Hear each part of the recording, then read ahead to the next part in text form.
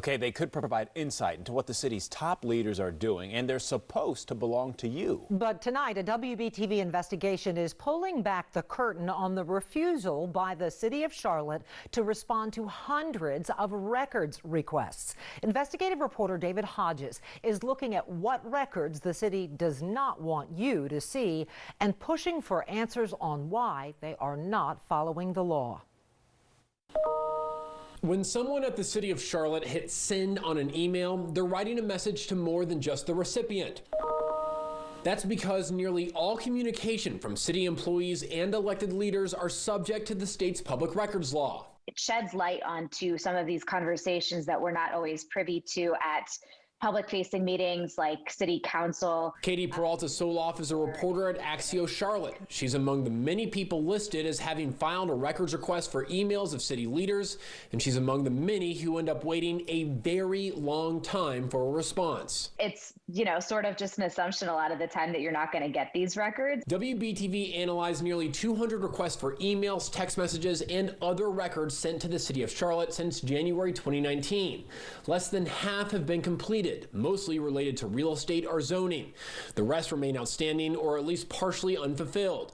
Of the requests that remain outstanding, many of them are related to economic deals between the city and private companies. The data shows those take the longest to see the light of day. Essentially, that is taxpayer money that they're playing with. So the public has a right to know how their money is being spent. Records analyzed by WBTV show there have been 48 requests for emails from city manager Marcus Jones. Just 10 have been fulfilled.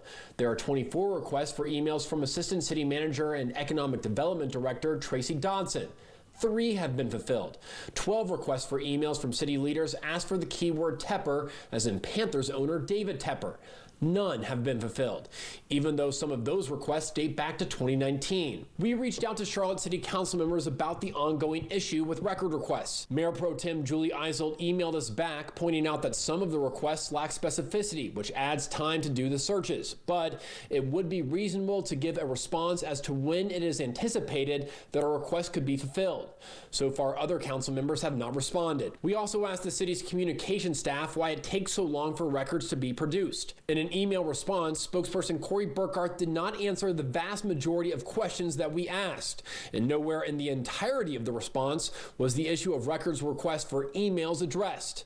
The city said it has improved in providing timely records and showed data of completed responses, but none of it specific to emails. The outstanding requests include records related to some of the most important events to happen in Charlotte over the past 2 years, including the deal to bring Major League Soccer to the Queen City, the incident where protesters were trapped by tear gas, and the Republican National Convention. Even though the law requires those records to be provided as promptly as possible, we're still waiting for more information. In Charlotte, David Hodges, WBTV, on your side. Serious questions about whether Charlotte City Council officials misled residents about the cost of the city's massive transportation plan. The city rolled out the plan earlier this year, but quickly shelved it after mixed reaction to a proposed 1-cent sales tax to pay for it. Now the new emails obtained by WBTV investigative reporter David Hodges show city staff withheld information and underestimated the plan's cost by billions of dollars. Long before the 2040 plan took control of the public dialogue, Charlotte's Transformational Mobility Network was the big talker in town. The TMN was a plan to improve Charlotte's buses, sidewalks, greenways, and light rail by introducing a new countywide 1-cent sales tax to pay for it. There is zero enthusiasm for this plan in District 1. I've publicly stated I wouldn't support it under any circumstances. But opposition from northern parts of Mecklenburg County caused a reset. Just before the plan went back to the drawing board, City Manager Marcus Jones said this. So we are refining our legislative ask and also refining the financial assumptions. Financial assumptions is just government speak for costs. The projected cost presented so far was anywhere between $8 and $12 billion. After Jones' comment, we decided to file a record request for emails from Planning Director Taiwo Jayoba and Chief Financial Officer Kelly Flannery to find out what that real cost was. After months of waiting and calling out the city for how long it takes to produce emails, we finally received some of them. The first one that stood out was this one from Special Assistant to the City Manager Sean Heath. He wrote, quote, "The $8 to $12 billion range from the task force report is just capital costs. When taking operating and financing costs into account, I believe the 30-year all-in is more along the lines of $20 billion. We all know that when we have estimates from government, it always tends to be a lot higher. And the question is, how do you pay for these things? We took our findings to Huntersville Mayor John Anarala, who is one of the most outspoken critics of the plan. The devil's in the details, and we still haven't received all the details. We tried getting those details and an explanation about this new cost from Heath and Gioba after a recent city council meeting. Is this not a little bit misleading to what the public's been told so far? Actually not. So internally, we had dialogues, not just with ourselves, but also with the chief financial officer and also our director of transportation, transit, and say, okay, what works and what doesn't? Is that still the cost y'all are projecting right now? So that wasn't really a formal analysis on my part, just really our first opportunity to start peeling back the onion associated with the task force report and asking questions about the assumptions and the estimates. Email showed there was a lot of internal dialogue among city staff, and some of it raised questions about whether city officials were fully transparent with council, other towns, and the public. In one email, Flannery wrote she would prefer to share new financial assumptions they had discussed, but her plan was thwarted by the city manager, Marcus Jones. She wrote, quote, "Until we know what we're doing on the city side, it is irresponsible and a waste of time to contemplate external components. The manager would like a call with the group for me to share our existing model." She wrote she would comply in the spirit of following directions. In an email, city manager Marcus Jones responded that early in the process, quote, "We realized that the initial estimates for both the potential costs and potential revenues were likely low. Rather than rush out a new set of estimates, I decided that it would be more productive to wait and ensure staff had enough time to do their work so that we feel confident in the numbers and strategies we use moving forward." City staff will be presenting some of this internal work to City Council next week, including the total cost estimate, which is potentially billions more than what had previously been discussed. Do you think the number you present potentially on Monday is going to be wildly different than that? It's not going to be widely different, I wouldn't say that. Reporting in Charlotte, David Hodges, WBTV, on your side. Charlotte is spending tens of thousands of your tax dollars, Jamie, to help find ways to get along better. And all of it used for team building among city leaders. Now WBTV investigative reporter David Hodges is asking city leaders what they're getting for your money. New at 6.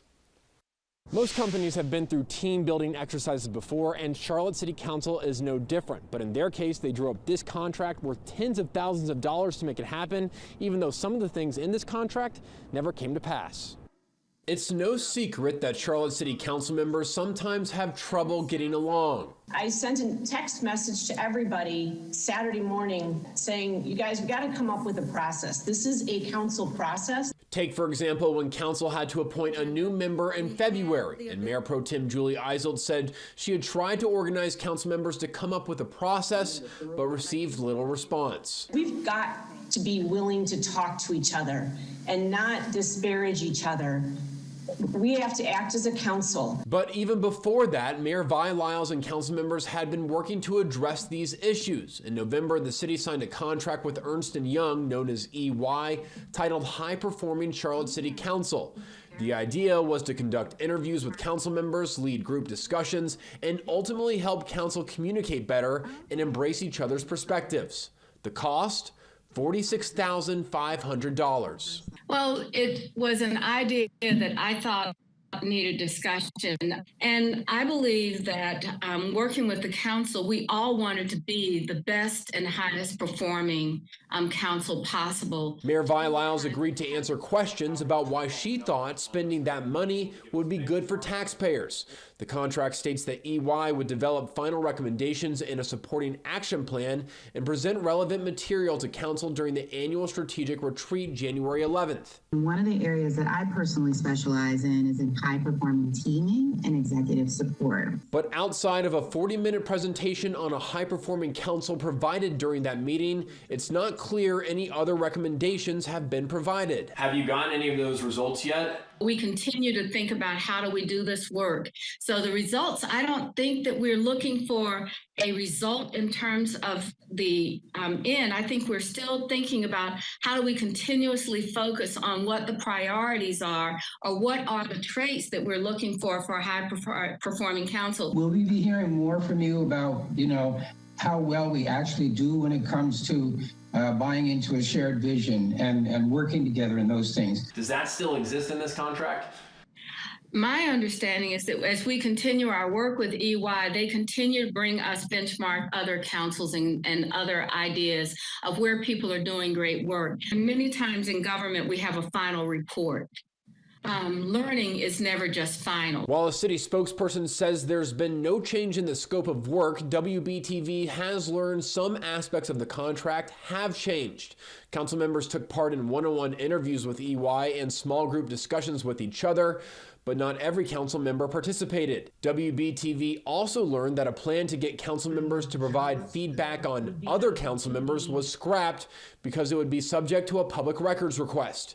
Lyles told me that EY has yet to submit an invoice for the $46,500 contract, so the city hasn't paid any money yet. Do you believe the contract was ultimately worth that for City Council? Do I believe this is of value? Yes. In Charlotte, David Hodges, WBTV, on your side. New tonight, a WBTV investigation into how your tax dollars are spent by the city of Charlotte has now turned into a lawsuit. For months, the city has refused to turn over records requested by WBTV. Now we've uncovered new information that shows the city destroyed some of those records. This all stems from a series of stories from our investigative reporter, David Hodges. He's tried to figure out how the city is spending your money to help City Council get along. We filed this complaint against the city of Charlotte requesting that surveys your city council members filled out be turned over to the public. So far, the city has refused to do that. This all started earlier this year when we reported that the city had entered into a $46,000 contract with the consulting firm Ernst & Young to help council members work more effectively together. At this point, it's well documented the struggle some council members have had in getting along. During our reporting, we learned that council members filled out surveys about their job performance as well as their thoughts on other council members.